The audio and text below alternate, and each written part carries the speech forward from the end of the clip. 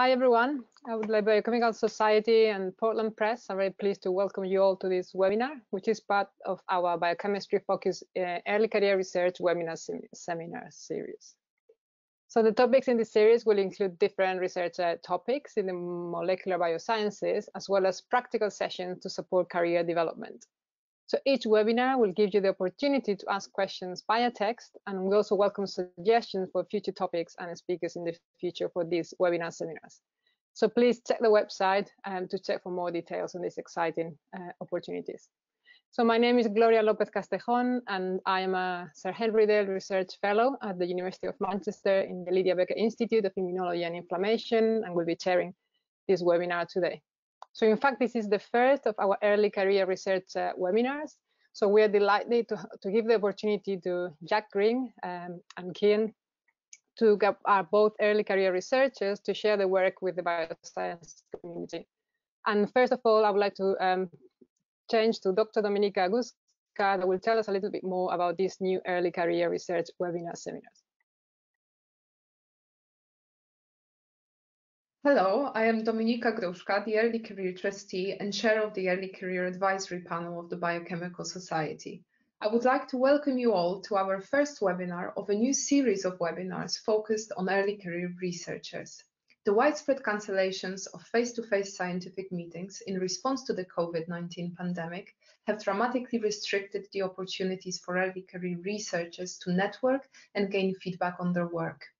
This dedicated series of webinars aims to give the early career members of the Biochemical Society a forum to present their research and gain valuable exposure to the full breadth of the bioscience community.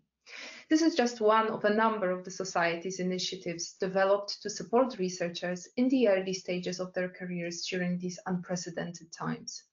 Please check the Society's website or our monthly members newsletter, if you're already a member, to find out more about these programs and the opportunities to get involved. I hope you enjoyed this webinar on inflammasomes and plant resistosome, and we look forward to hosting more early career researcher-focused webinars in the months ahead. Thank you.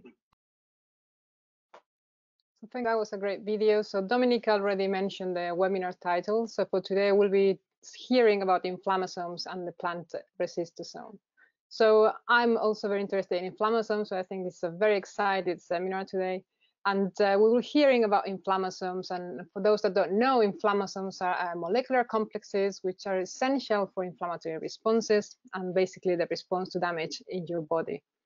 So they are very important not only to keep you healthy because they have to function properly, but also because their dysregulation is being linked to disease and conditions such as, for example, atherosclerosis or Alzheimer. So it is a very attractive therapeutic target, and we need to know better how it works. The plant resistosome and inflammasome actually share very important similarities, and it also shares highlights the importance of studying different organisms and different kingdoms in order to better understand the inflammatory process. In fact, discoveries of inflammasome precursors, or the NLRs, in plants have been essential to gain a better understanding on the inflammasome world and inflammation. So hopefully today we'll also hear about the NLRs and how the plant NLRs cooperate in pairs as networks, with one receptors acting as sensors and others helpers, and contributed to immune responses at programmed cell death. So we'll hear more about this in a second, but I will remind everyone that you can ask questions via the chat and the text. So please, as we go along, if you have any questions, just type them there.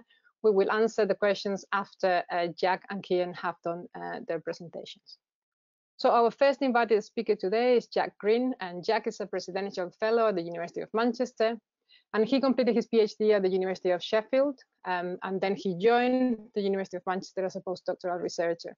So he's very interested in understanding the mechanisms that regulate the activation of inflammasomes, and in particular, the Nrp3 inflammasome. He's done many discoveries in this area, and he was awarded a presidential fellowship at the beginning of this year. And he will further explore inflammasome in these opportunities it has to establish his own research and his independent career. So Jack will be talking today about how ion fluxes regulate inflammation and the role of chloride in Nrp3 inflammasome activation. So over to you, Jack. Thank you, Gloria. Can you see this all right? Yeah. Yeah. Okay, thank you. So hello everyone. I'd first off like to thank the Biochemical Society and its organisers for giving me the opportunity to present my research to you today as part of this early career research webinar series. So as Gloria said, my name is Jack Green. I'm a Presidential Fellow at the University of Manchester, and I'm going to be talking to you today about some of the research that I've been doing over the past few years, looking at the role of chloride in the activation of the Nrp3 inflammasome. So inflammasomes are key components of the innate immune system, which work by promoting inflammation in response to infection and tissue damage. So there are several different types of inflammasome, which vary largely by the different stimulus that they are activated by.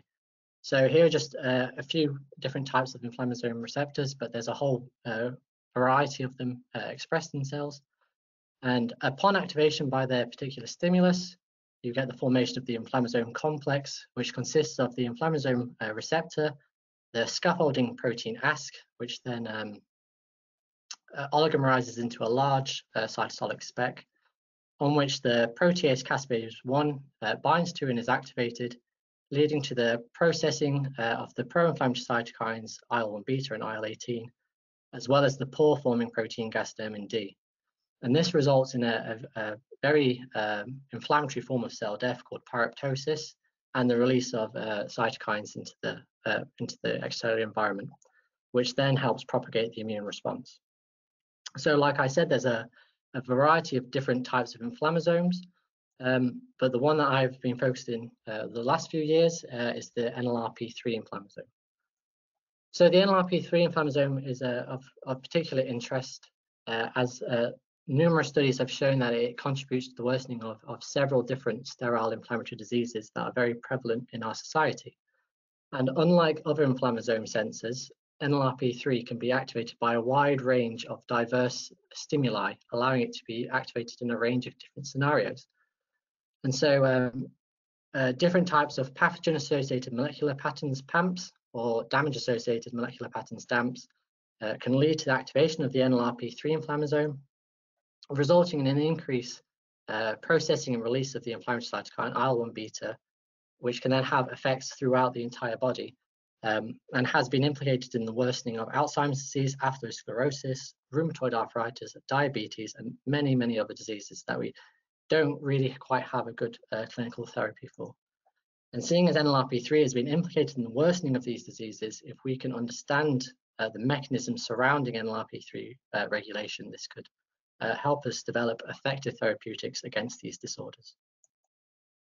And as such, there's actually been quite a lot of intense research into the Nrp3 inflammasome, and we know quite a bit about the mechanisms surrounding its activation. And it's typically considered to be a two-step process, where we first have a priming signal, which is driven through receptors such as TLR4, where we get activation of NF-kappa B, leading to the transcription of IL-1 beta and Nrp3 itself. Following this, we get an activation signal, which is largely considered now to be driven through the efflux of potassium from the cell. And this has been achieved through a variety of different mechanisms. It can be driven through membrane receptors, pore-forming toxins from bacteria, or particulates damaging the cellular membrane. And then this leads to the formation of the inflammasome complex and the processing of cytokines and pyroptosis. So although potassium efflux has been well described as an activator of the inflammasome, increasing evidence over the last few years has suggested that there may also be a role for chloride efflux in regulating this response.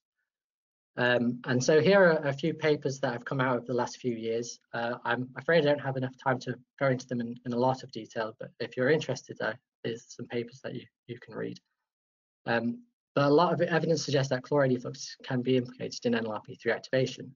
And for the purposes of this presentation, the main points I want to make from these papers is that if chloride ion flux has been found to modulate Nrp3 activation in vitro, and several diverse chloride channel inhibitors have been shown to be effective at blocking Nrp3 activation. And therefore, this suggests that chloride channels could be involved in activation of the Nrp3 inflammasome. And so if we can identify which channels are implicated, then this could help direct which therapeutics we can develop to target Nrp3 mediated diseases. And so this led us to the hypothesis that one particular chloride channel, the volume regulated anion channel, could be one of these channels upstream of Nrp3. And as its name suggests, Virac is primarily involved in the control of the cell volume of the cell. So most cells express Virac. At baseline, it is closed, but if the cell finds itself in hypertonic environment, water then floods into the cell down its osmotic gradient, causing it to swell. And to prevent it from bursting, Virac is activated on the plasma membrane, resulting in chloride efflux from the cell, and then water follows that, causing the cell to shrink back down to normal volume, and Virac closes itself. So what has led us to propose that this channel could be involved in Nrp3 activation? One, well, chloride channel inhibitors that have been reported to block Nrp3 activation have also been reported to be Virac inhibitors. And secondly, this process of hyperosmotic shock has been shown to be sufficient to activate the Nrp3 inflammasome in macrophages. So this has led us to the hypothesis that Virac may be an essential regulator for Nrp3 activation. And we decided to test this hypothesis using a range of pharmacological and genetic approaches. And this, the results of this study have just been accepted in eLife, so you should be able to read the full story very soon. But I'm just going to go over some of the highlights of this study for you today. But before I get onto that, I would like to talk a little bit more about Virac. So the molecular identity of Virac was identified 5 or 6 years ago now, and it is now known that it's a hexameric channel composed of this LRRC8 family of proteins. And there are 5 flavors of this LRC8A protein. There are A to E, and they can come together in a range of different combinations as long as you have at least one of the LRC8A family members in the channel. And following this identification, there's been a lot of interest in looking at these channels, including the generation of the cryo-EM structures of Virac and in the presence of an established Virac inhibitor, DCPIB. So you can see here this top view of the channel. Each of these different colors is a different subunit, so there's 6, and then there's the central pore region here. And this established Virac inhibitor has been proposed to bind to this like right in the middle of the pore. So this was very interesting information for us because we were able to use this structure to guide our pharmacological approach to test our hypothesis whether Virac was involved in Nrp3. So we took this crystal structure and we computationally modeled other potential Virac inhibitors and to see how they interacted with Virac. So this is just a zoom in here of the pore structure again. So this is the central pore, and then these are the 6 subunits surrounding the pore. And then this is the cryo-EM pose of DCPIB blocking this central pore. And we then computationally modeled in flufenamic acid, mono, NS3728, 4-sulfonic calixarine, and tamoxifen. And we showed that they showed a preferential binding to this central pore region, much like DCPIB did. And so this allowed us to use this panel of drugs as predictive Virac inhibitors to see what impact they have on the inflammasome response. But before we got to there, we wanted to first test our hypothesis that these were effective Virac inhibitors. And to do this, we initially did a Virac assay in HeLa cells, where we made them express a mutated version of YFP. So this is a yellow fluorescent protein that contains mutations that make it sensitive to halides, such as iodide. So in the presence of iodide, the fluorescence of the protein is quenched.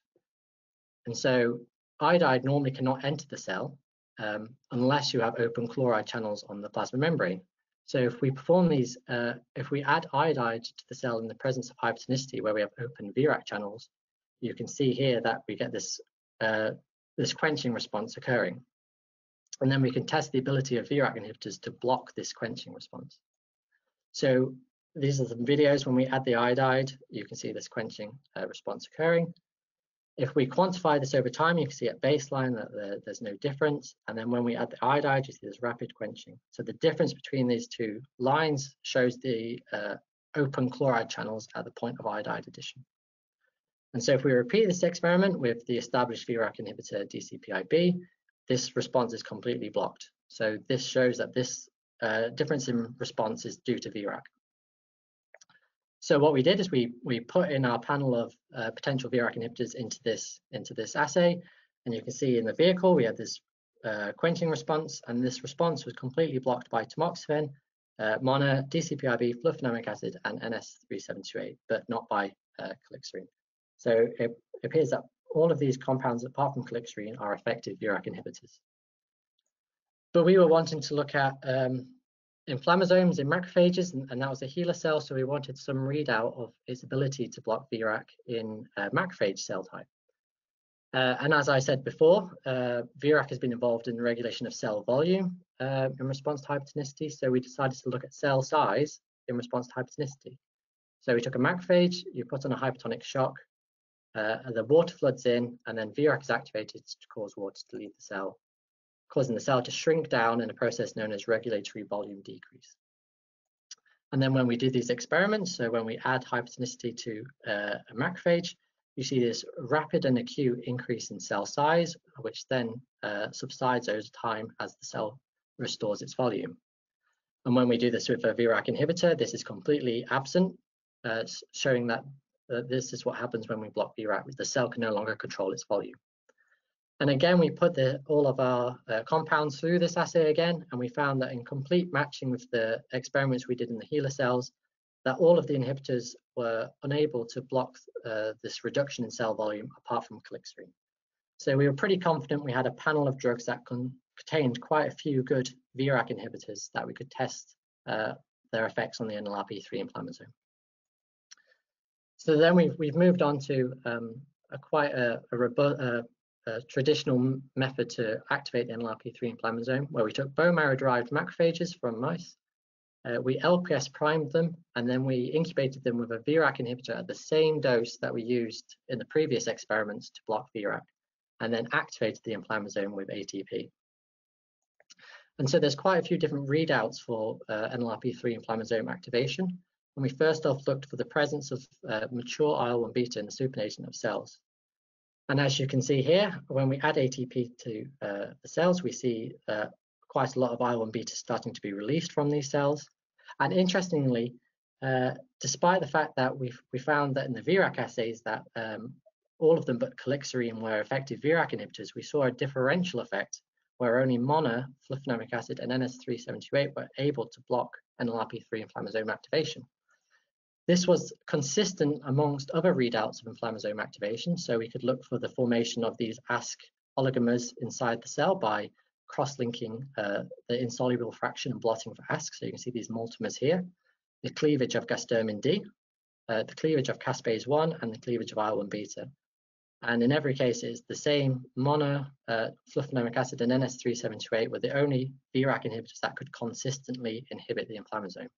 And so MCC950 and MBC here are Nrp3 inhibitors to show that this was a Nrp3 specific assay. So this led to the question that if all these inhibitors are working differentially, are these inhibitors actually targeting Virac to inhibit Nrp3? So we then decided to go along the genetic approach, and we decided to genetically remove Virac from these cells. And so to do that, we decided to knock out the major protein that was essential for functional Virac channels in cells, so this LRRC8A.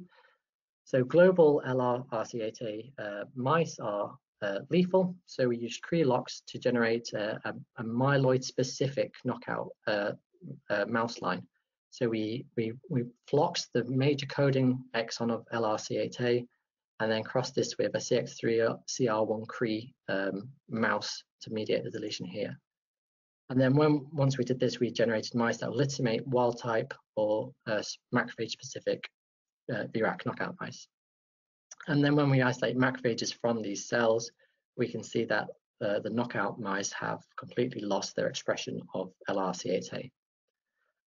And so the first thing we tested in these animals is their ability to control their volume, as this is the most common phenotype reported in other cell lines. So it would tell us whether we had a functional knockout in these animals. And so we took macrophages from wild type and knockout mice and did our RVD assay. And so in these time lapses here, you can see in the wild types, once we add the water, they swell up and then quite quickly return back down to normal cell volume. Whereas you see quite a striking phenotype in the knockout where they swell up and they stay swollen indefinitely, hours at a time. They don't lyse, they just stay swollen. It's really interesting phenotype. And when we quantify this again, you can see that these knockout cells are unable to now control their volume. So the macrophages from these mice appear to have a functional phenotype, and so we should test them for their ability to regulate the Nrp3 inflammasome. And so we went back to do our inflammasome model. So we took wild type and knockout bone marrow derived macrophages, LPS primed them, and then activated them with a range of NLRP3 stimuli. And interestingly, probably not surprisingly based on the drug data, we found that in the knockout mouse macrophages, there was no defect in IL-1 beta release in response to ATP, the pore-forming toxin nigericin, or the particulate silica and imiquimod. And then the next thing we wanted to test, because we saw no defect here, was whether the Virac inhibitors would still be effective in these cells when they don't have Virac for them to target. So is Virac important for this inhibition or not? So again, we did the same experiment, but we added the Virac inhibitor in. And matching this experiment, we saw in the wild type and knockouts, there was no defect at baseline. But interestingly, the Virac inhibitors, flufenamic acid and NS3728, were equally as effective at inhibiting NLRP3. And to finally examine this, we decided to go in vivo, and we did a mouse model of peritonitis, which is NLRP3 dependent, where we inject a low dose of LPS into the peritoneum. 4 hours later, inject a high dose of ATP, and then look for IL-1 beta in the peritoneal cavity. And in wild type mice, when we do this, you can see this induction of IL-1 beta in the peritoneum, which is blocked by the Virac inhibitor and NLRP3 inhibitor. And when we did this in the Virac knockout mice, there was no difference in the vehicle, and this was still inhibited by the Virac inhibitor. So all of this evidence together suggests that Virac is completely dispensable for damp-induced NLRP3 activation and is not essential at all. But one last thing I'd like to just point out. So I said at the beginning of the talk that hypertonicity alone has been shown to be an activator of the Nrp3 inflammasome. And since we had shown that these cells could no longer control their volume to hypertonicity, we wanted to see what effect the knockout had on the inflammasome activation in these contexts. So we LPS primed wild type and knockout bone marrow derived macrophages and subjected them to hypertonicity. And interestingly, despite being able to still respond to damp-induced NLRP3 activation by ATP, the hypertonicity-induced inflammasome response was completely lost in the knockout animals. And we further confirmed this by Western blotting. So you can see the cleavage of IL-1 beta and caspase 1 in the wild type here, blocked by the NLRP3 inhibitor MCC950, and is completely absent in the Virac knockout mice, whilst ATP is maintained. So this suggests that Virac is actually essential for hypertonicity-induced NLRP3 inflammasome activation. So I'd just like to summarize what this study has shown to you now here. So this suggests that DAMPs that are sufficient at activating the Nrp3 inflammasome act predominantly via other chloride channels. We can't disprove that they don't work via Virac, but at the very least, Virac is redundant. It can be compensated for by other channels. Whereas hypertonicity, which is unable to activate other chloride channels, is exclusively works on Virac. And putting further evidence on the fact that chloride channels are important for the activation of the Nrp3 inflammasome. And that Virac inhibitors, although being able to block Virac, are very likely to be able to block other chloride channels that contribute towards this response. We, however, cannot exclude that Virac inhibitors may be working at some other downstream part of the activation, but this requires further research. So all that's left is to thank you all for listening and to acknowledge a lot of people that helped with these studies. So there's Tessa, there's Lucy, there's Arthur that have all helped with carrying on of this project. And I'd like to thank Professor David Brough. So all of these experiments were done during my postdoc in his lab. So I'd like to thank him for his advice during this time. So yeah, thank you very much. Great talk. Thanks, Jack. I don't know you heard before. That's a great talk, so thank you very much. So we'll now move on to the next talk. But I'd like to remind you that you have any questions for Jack, and now maybe the seminar is fresh in your memory. You can type them in the question box. So I'm quite glad to introduce you to Cian Dugan, which is the second invited speaker for today.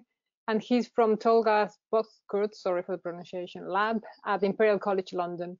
And Cian studies the immune responses of plants to pathogens. As I said before, this is very interesting to really understand how plants respond to pathogens and the role of NLRs. And his work is focusing on how the NLR from plants work during infection, in particular during the Irish potato famine pathogen infection. So the talk of Cian is called the plant resistosome, an ancient cell-intrinsic self-destructive machinery to eliminate pathogen spread. So over to you, Cian. Hello, and hopefully you can see my slides. Yeah, that's great. Thank you. Great. So thank you, first of all, to the Biochemical Society for this opportunity. It's great to be here. So as you said, I'm presenting the plant resistosome today. My work focuses on plant NLRs, their localization, and the plant resistosome. And this is important because in order to have disease-resistant crops and to feed the planet, we need a robust immune system. But further work needs to be done because evolution of the pathogens is overcoming our crops' immune systems. So understanding this further will enable us to breed and engineer disease-resistant crops. As I should have said, I'm from the Bozkurt lab at Imperial College London. And in this lab, we study the potato blight pathogen, Phytophthora infestans. It's a fungal-like pathogen, although it's phylogenetically unrelated.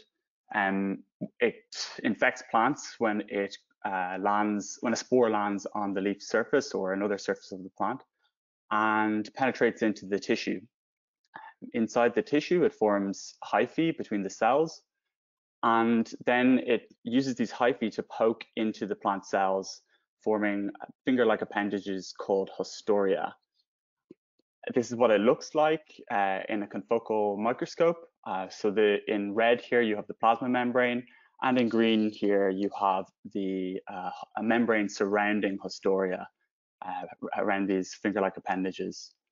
This is a plant membrane, but it surrounds the pathogen. Across this membrane, the pathogen injects effector proteins. These are virulence factors, and their job is to subvert the plant immune system. But plants often have NLRs, sensors to detect these effector proteins. And when this happens, they trigger programmed cell death.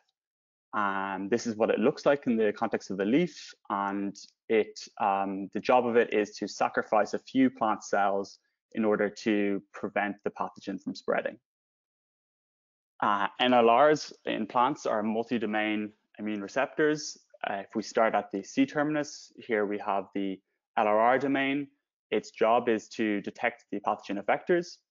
In the center, we've got the MB-ARC domain. It provides nucleotide binding and exchange.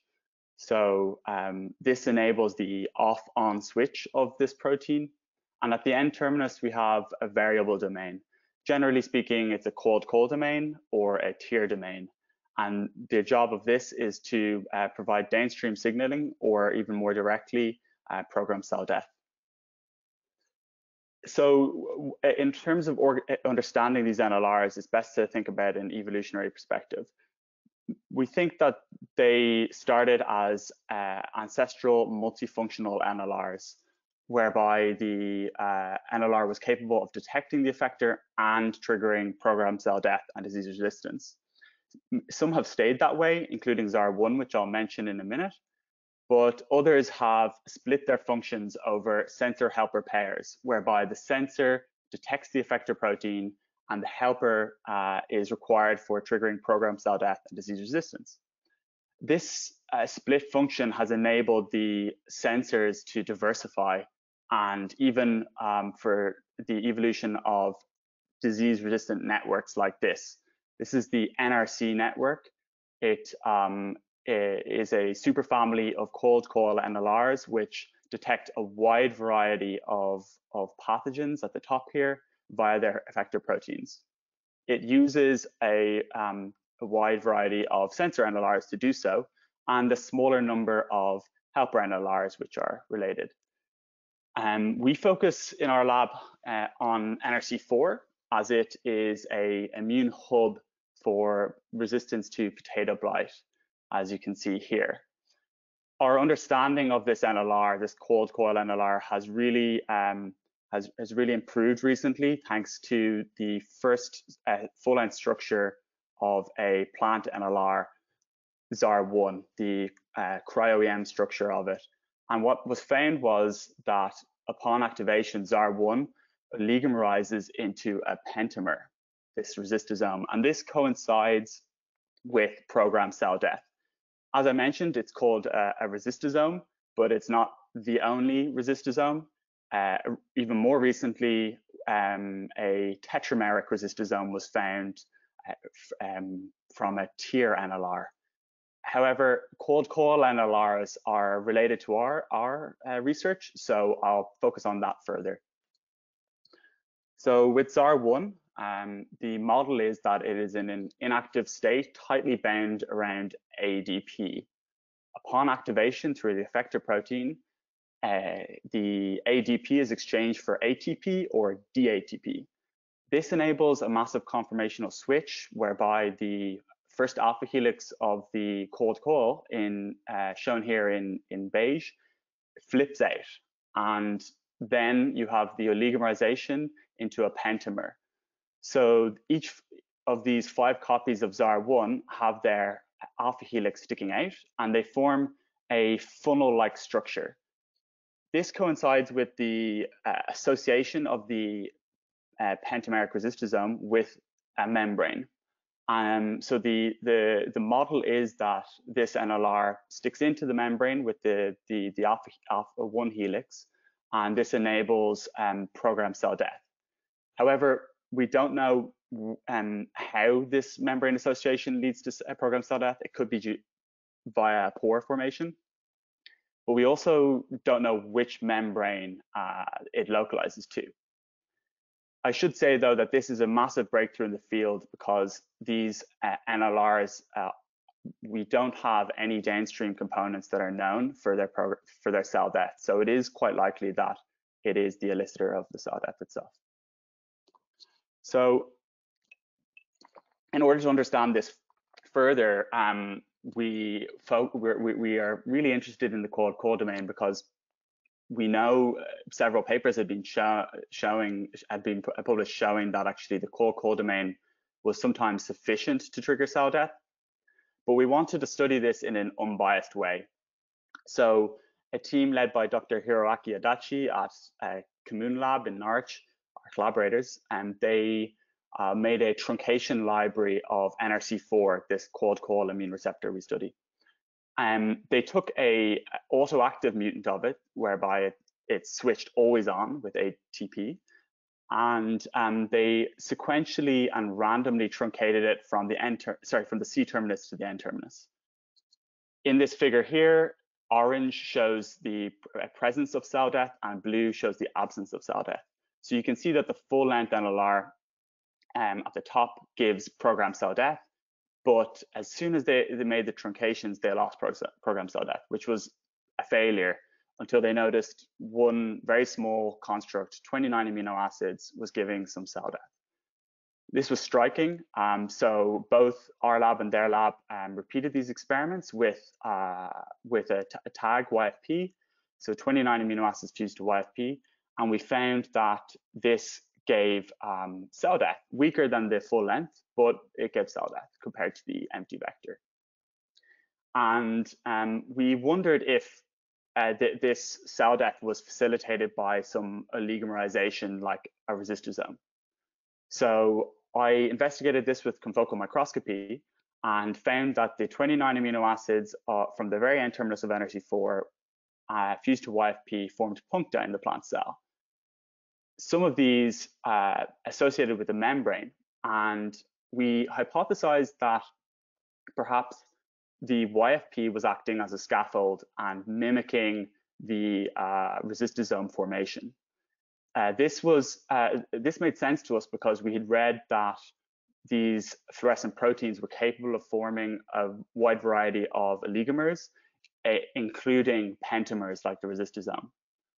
So we made a mutant of YFP that blocks oligomerization, making it monomeric. And this one here, and we found that it lost the puncta formation and diminished the cell death. So this suggested that the YFP was really acting as a scaffold.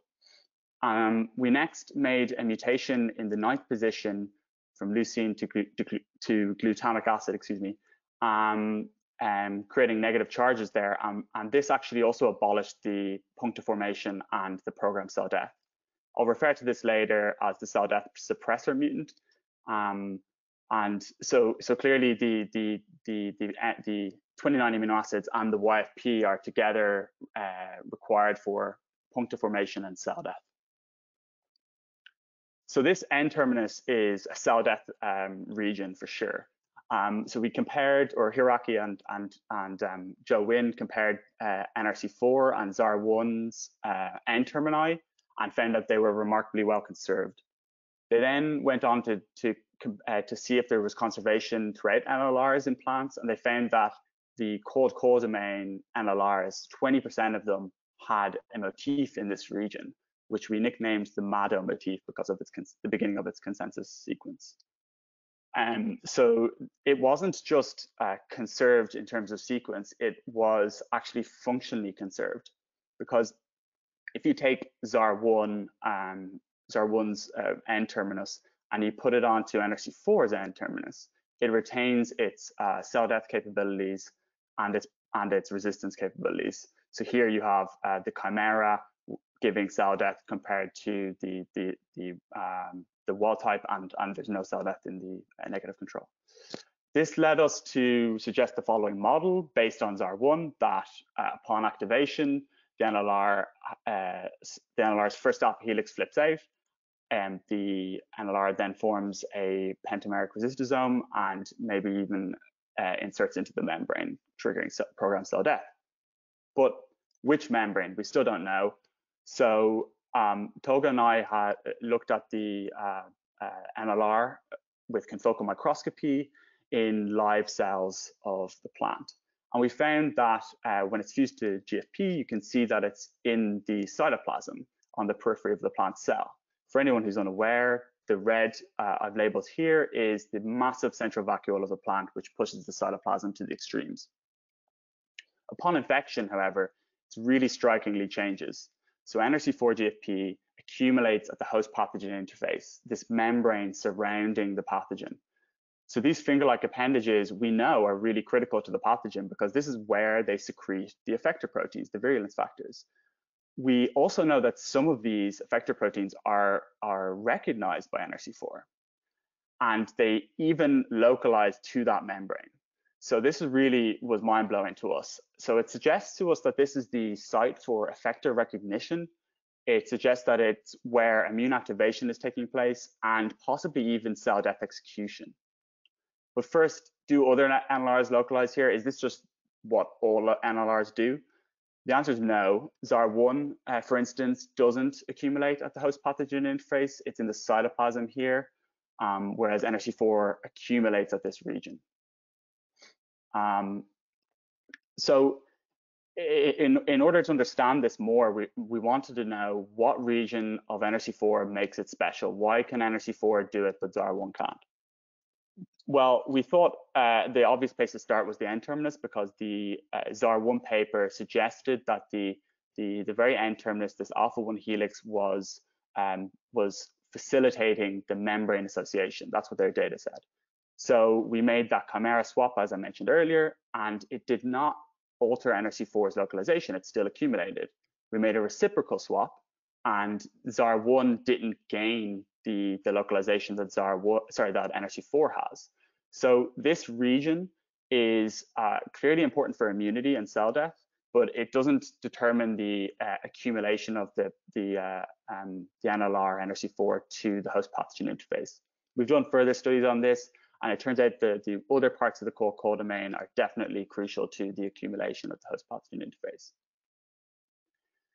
So the fact that this was a region for cell death, but not a region for the accumulation phenotype, meant that we can mutate it and disarming it from triggering cell death, but not lose the accumulation, which we confirmed here. We lose the cell death compared to the wild type, but we don't lose the accumulation. This, this is what we call the cell death suppressor mutant that I mentioned earlier. So we use this mutant to study Nrc4 further in the active and inactive scenarios. So here we have the inactive scenario where Nrc4 is in the cytoplasm. Hopefully you can see that it's colocalizing with the cytoplasmic BFP marker here, and less so with the membrane marker, which is in pink. I should say that these images are taken at the bottom of the cell, so it's curved. That's why it looks a bit weird. We confirmed these observations with membrane enrichment experiments, and found that Nrc4 mostly associates with this soluble fraction, the cytoplasmic fraction, when it is inactive, less so with the membrane fraction on the right there. Apologies if you can't see my cursor. There we go. When we introduce a second mutation to this protein, switching it into the always on situation, the active situation, it won't give cell death because of this, because of the L9E suppressor mutant, but it will activate it. So we believe this will form the resistosome. And actually what we saw was puncta throughout the plant cell, which was really remarkable. Now these puncta are associating with the membrane area. It's on top of the pink signal more so than the inactive scenario. And we confirmed this observation with the membrane for enrichment experiment again. And we found, you can see that Nrc4 is less in the cytoplasm compared to the membrane. It's more in the membrane than the cytoplasm. And what was really remarkable was that actually there was this high molecular weight band here, which could be SDS detergent resistant oligomers, such as resistosomes. So this really excited us. And in order so the next thing we did was we took these same mutants and we reintroduced the pathogen, because these were done in the absence of the pathogen. And I mentioned earlier already what happened with the inactive scenario. This mutant still accumulates at the host pathogen interface. What we then did was we took the autoactive suppressed mutant, and we found that actually it doesn't accumulate anymore. It was at the plasma membrane and the membrane surrounding the pathogen. So it doesn't accumulate, which gives us a unique ability to dissect the function of this accumulation phenotype. And some data I won't go into here because I don't have time, suggests that this accumulation phenotype is really for immunity to the pathogen, because when we remove this suppressor mutant, the autoactive NLR gives cell death but does not give resistance. So this is, we think, because the autoactive NLR isn't accumulating at the host pathogen interface. So in summary, Nrc4, we believe, provides resistance by accumulating at the host pathogen interface. It does this when an effector protein or effector proteins are secreted by the pathogen, many of these localizing to the membrane surrounding the pathogen. Nrc4 is then deployed by the plant in the inactive form. It activates when it detects the effector protein, and forms the resistosome. This resistosome triggers programmed cell death and disease resistance.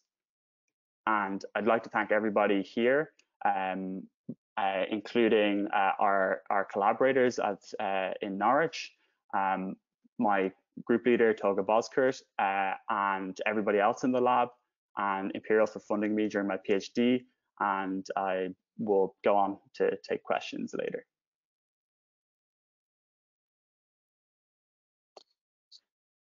Is anyone listening to me? Thanks a lot. Yeah, everyone was a great presentation. Thank you very much. And we could see your cursor, so that the arrow, so that was good. So I would like to encourage people, if you have any questions, please type them in the question box, and I will be reading them as they come, so we can start with off discussion. So let me see if I have any questions.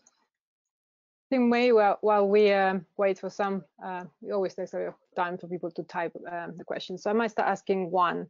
I'll start with Jack, because he did it first. And I always find with the Ccnlr RC8, like, I guess the key question is, why is just hypotonicity being the one that mediates that chloride channel? Or, you know, why does ATP and all the others don't, and just hypotonicity, what does it make it special? So the way I kind of interpret it is that hypotonicity is a very specific stimulus. So it's unable to activate other chloride channels. It's only able to activate Virac because of the mechanism of action of it. Whereas other DAMPs might be activating different chloride channels to achieve different effects. I think an area of interesting research that we can go down is it just hypotonicity that goes through Virac? So there are other ways of activating Virac rather than hypotonicity. So we're going to need to study whether these are also able to activate the inflammasome via a similar pathway. Okay, thank you very much. And then I just wanted to ask if you've checked that in the knockouts, their compensation from other chloride channels. So is, for example, the cliques, are they more overexpressed, or are they more functional, or could they compensate that way? So we've looked at expression of these proteins by RNA, and there doesn't seem to be any at baseline, at least, any real change in expression of any components. But what is interesting, I didn't have time to go into it, but it's in the paper. But when we do the volume regulation and we put on Virac inhibitors on top of that, in the knockouts, there's an enhanced. They swell even more, and then they burst. Oh. So there is something going on that's still activated in these conditions, but we don't know what yet. Okay. So there's a question also following on that. The question is whether you think that Virac inhibitors may be inhibiting the gasdermin D pore. That's that's quite interesting. It could be, but I mean, it's at very least inhibiting upstream of gasdermin D pore as well, because when we look inside the cell, we're not seeing any cleavage of IL-1 or caspase or gasdermin. So it's blocking something upstream. We've not looked after activation to see whether it can still block the pore as well. But there is papers out there suggesting that chloride channels are also involved in the gasdermin pore formation in the membrane. I think Carl Konzelman has been involved in that. Okay, thank you very much. So there's some questions for Cian now. So one of the questions is they're asking why do only 20% of the Ccnlrs have the MADA motif? Yeah, that's a really good question, actually.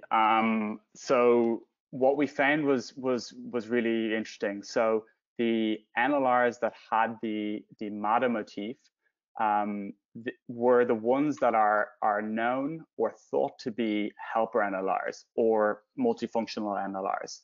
So basically, the ones that we think trigger the programmed cell death have the MADA motif, whereas the ones that don't have it are the ones that detect the pathogen effectors. So it's through the evolutionary model, use it or lose it. If you don't need the MADA motif, they just mutated it. It didn't matter. They're not triggering programmed cell death. They're sensing the pathogen effectors. Mm-hmm. Okay. And they've also asking whether it has been checked whether the sorry, I was going to say NLRC4, sorry about that if I say Yes, NRC4 no relation, dimerises. no relation. Yeah, I know. Whether it self-associates and whether it's active. And sorry, I'll read it again. Have it been checked if NRC4 dimerizes self-associates and also the active and the inactive forms? I guess if they form dimers or they associate to each other. If I understood correctly. So it's a little bit tricky to do certain experiments with the plant NLRs because they're very low expression. But what we can say is when you do a co-IP with two different tagged NLRs, NRC4, you can pull down itself. So they definitely associate with each other, probably directly interacting. There is also some other evidence from our collaborators that they form dimers, but when they're inactive. But in terms of we've had trouble just with the actual assay of doing like blue native page. It's a very challenging assay to show that they form oligomers in native conditions. I think I'm going to jump in just to have a question. When you said that higher band might be potentially a oligomer or something, I wonder whether you've also thought whether it could be a post-translational modification potentially instead of an oligomer. Yeah, I think it's probably I mean, I guess it could be. I would have to. It's quite large, and the other thing is that we're talking about. It would have to happen quite quickly, I'd imagine, for it to be a post-translational modification. But yeah, I think that's something worth considering. It doesn't. Let me just be clear though. It doesn't come with the inactive form. So it's only when it's activated it has it. So it's possible, or yeah, we can investigate that as well. So other question for that says, is it possible that a sensor NLR partner is localizing NRC4 to the host area? Can you say that again? Sorry. I think you might have touched on that already. Is it possible that a sensor NLR partner is localizing an NRC4 to the, I don't know how you pronounce that, host area? Host area, yeah. Actually, it seems like that's not the case because we have investigated the localization of the sensor NLRs, and so far it seems like they do not accumulate.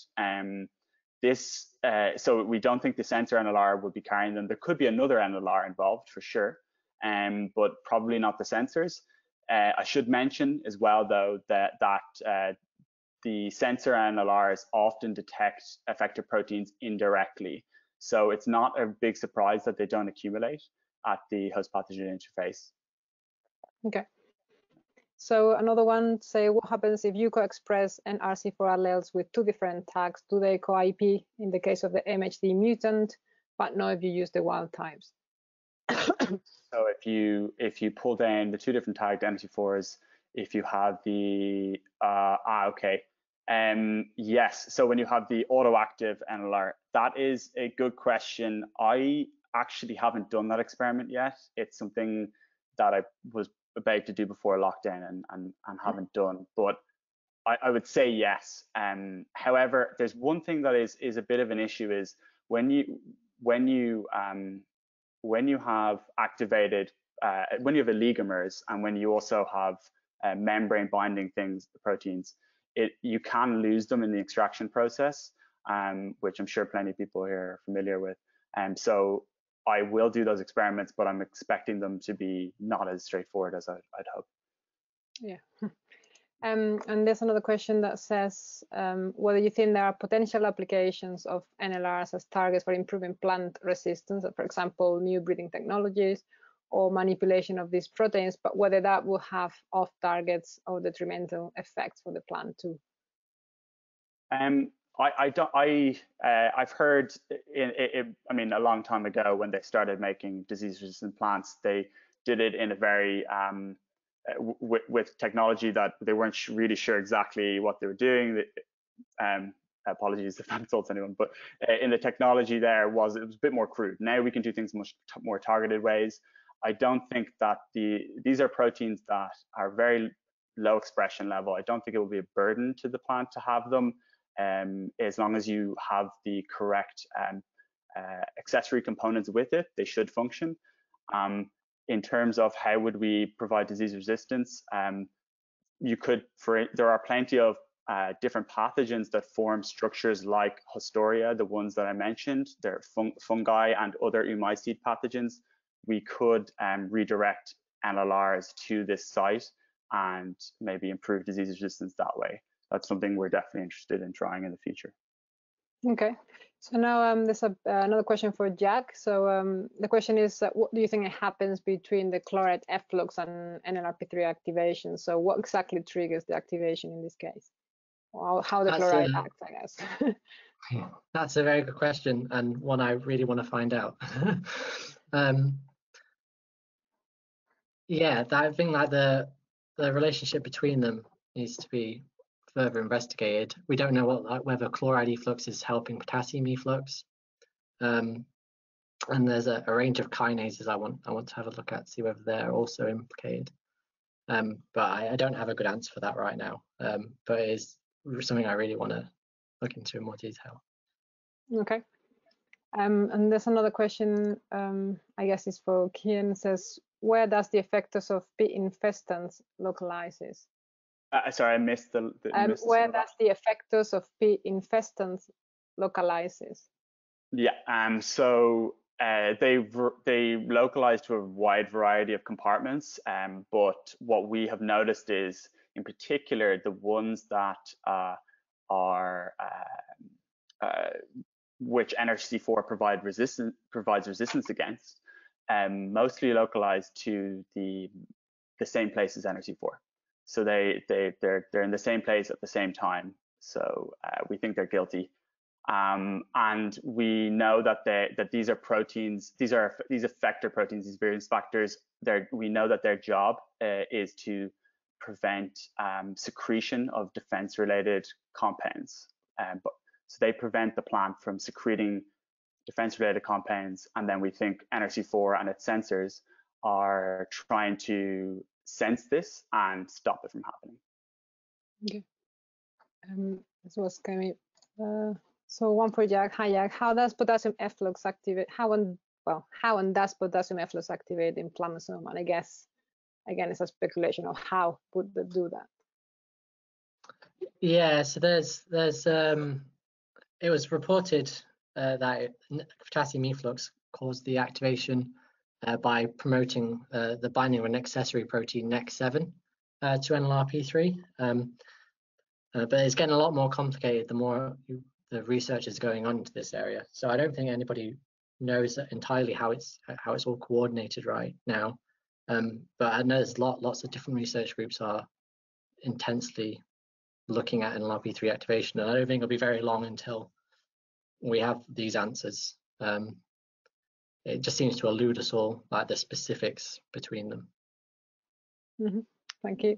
And I guess that bringing that question from the plant to the mammals and vice versa is NLRs in the plants also known to be regulated by ion fluxes like the mammalian counterparts, or something that is not known, Cian? Sorry, every time I get unmuted, somebody speaks in my ear and I can't hear part of your question. I'm asking whether the link between the mammalian and the plant's NLR. Mm-hmm. So we know they're very different in evolution, but mm-hmm. Do we know if ion fluxes are also regulating the plant's NLRs as they are for the mammalian? Quite possibly. I think if I understand the mammalian NLRs, it's more of how they get activated initially, right? So plant NLRs probably rely on ion fluxes to actually trigger the cell death.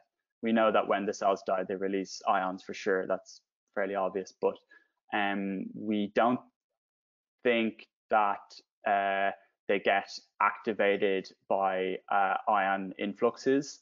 At least not specifically. It might have a secondary knock-on effect to neighboring cells that will non-specifically activate neighboring cells and tell them, okay, you need to kill yourself as well.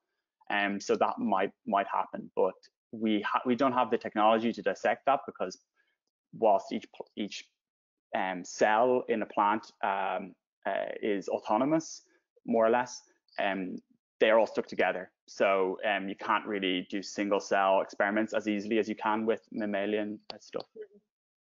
Okay, and then related to that, you also mentioned that the sensor really doesn't necessarily bind a molecule to sense the pathogen.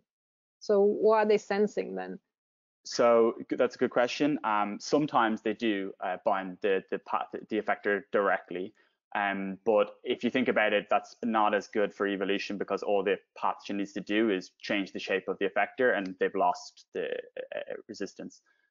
Generally, what they do is they guard very important plant proteins or lipids or whatever, and they wait for any pathogen, doesn't matter what it is, to trip the wire. So they wait until they manipulate something really important, and if they see that that changes, they trigger cell death. Yeah, so I guess this in a similar way to the ion flux, but maybe something different happening. Okay, so I think in the interest of time, we'll leave it there. Well, I think this is just the last question. I'm not sure who is directed to. I think maybe both. It says if there's any way to slow down the activity of effectors. So I don't know who feels. I guess it's talking to the ability of sensing that you were talking about, that the effectors might sense it. I'm not sure. I guess you could, you know, if you inhibit the Ccnlr, you can probably slow down the activity of these, but I'm not sure. Yeah, I'm not. I mean, in terms of slowing down to prevent them from triggering cell death, some pathogens you can knock them out, but generally, for our pathogen, you can't really do genetics on it, so it's tricky. Okay. Okay, so then, sorry, Jack, you. I was just going to say, in terms of Nrp3, there are certain stimuli that seem to have slowed down kinetics themselves, and so they don't undergo pyroptosis. So there are mechanisms to limit the effectors of Nrp3, but again, how that's achieved is still up for debate. Yeah, it's a big debate. We could start here on how that's achieved. Yeah. Okay, so I'd like to thank you both for great talks. Thank you. Before we go, I'd like to remind you of a couple of things. So I think I will encourage everyone, if you want to follow the conversation online. So just on Twitter, you can follow Biochemical Society and PPP Publishing. So if you have any other questions or any other thing you'd like to comment on the webinar, I think that would be a great place to do that. Of course, also, if you want to suggest future topics that you think will be interesting to a wide variety of people and for the Biochemistry Society, please go into the website and you can submit a proposal. If you're not sure, I guess you can also ask one of me or the organizer to point you in the right direction. And I would like to remind you of the next webinar, and will be the series entitled Digital Biology, Advanced Computational Approaches to Biology Design and Engineering. And this will be a great webinar as well to learn about the uses of advanced computational approaches to examine existing and engineer novel biological processes. And this webinar we'll hear from Professor Christian Berger and Dr. Nicole Piercy to share their research and their discoveries in this field. And finally, I would like to also encourage everyone to join the Biochemical Society if you still not joined yet. It's a great society that, I mean, before COVID times, obviously, they organized really good conferences face-to-face. But now they're trying to compensate, and they're organizing a lot of online events that I think can help us a lot going through these weird time and challenging times. So please go into the website and if you can join the society, because it will be quite good for pushing your careers and learning a lot of new things. So with that, I would like to finish. Thank you. Thank the speakers again and all the people for joining us today. Thank you very much. Bye.